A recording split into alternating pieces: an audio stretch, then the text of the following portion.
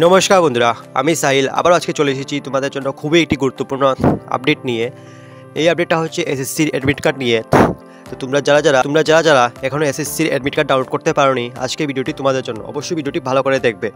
তো এখানে তোমরা গুগলে গিয়ে এসএসসি বলে সার্চ করবে। এসএসসি সার্চ করার পর তোমরা এখানে দেখবে কয়েকটি ওয়েবসাইট চলে আসবে।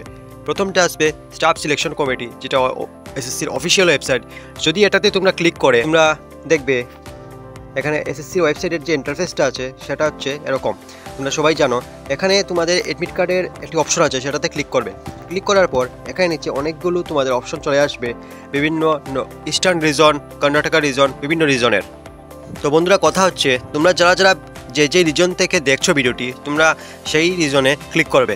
যেমন আমি হচ্ছি নর্থ ইস্ট রিজন থেকে, অর্থাৎ আসাম, মণিপুর, মেঘালয়, ত্রিপুরা, এইসব রিজনের মধ্যে সব কিছু মিলিয়ে হচ্ছে নর্থ ইস্টার্ন রিজন। এই রিজনটিতে ক্লিক করবে। ক্লিক করার পর তোমাদের সামনে আবারও একটি নতুন ইন্টারফেস চলে আসবে।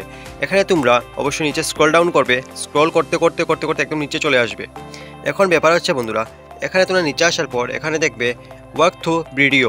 এখানে তোমরা একটি গুরুত্বপূর্ণ ভিডিও দিয়ে দেওয়া হয়েছে এসএসসি থেকে। তোমরা কীভাবে অ্যাডমিট কার্ড যখন পেয়ে যাবে, এক্সামে যাবে, তোমরা কীভাবে এক্সামটা অ্যাটেন্ড করবে, কী গাইডলাইন আছে সেই বিষয়ে এই ভিডিওটা। নিচে দেখবে এরকম আরও অনেক অপশন দেওয়া আছে, কিন্তু ব্যাপার হচ্ছে এখানে এসএসসি এমটিএসের কোনো কিছু নেই। কথা হচ্ছে এখন এসএসসিতে আমরা কীভাবে পাবো এসএসসি এমটিএসের।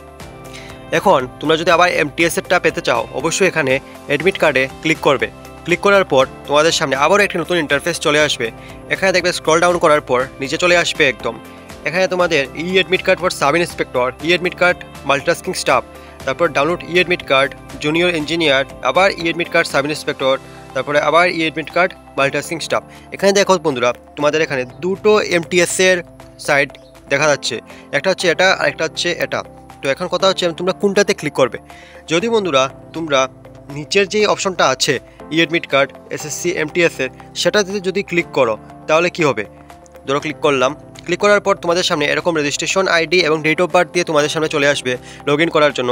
তাছাড়া রোল নাম্বার বা ডেট অফ বার্থ, তোমরা তো রোল নাম্বার জানোই না, তাহলে কীভাবে লগ ইন করবে। তাহলে তোমরা ক্যান্ডিডেট নেম অথবা ডেট অফ বার্থ দিয়ে লগ ইন করতে পারো।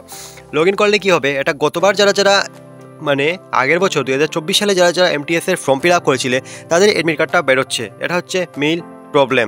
এবং কথা হচ্ছে এবারেরটা কীভাবে বের করবে। তো বন্ধুরা, এই বছরের অ্যাডমিট কার্ড বের করার জন্য তোমরা আবার ব্যাক করে চলে আসবে।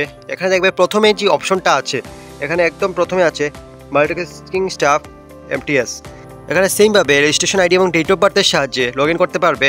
তাছাড়া তোমরা এখানে রোল নাম্বার বা ডেট অফ বার্থের সাথেও লগ ইন করতে পারো।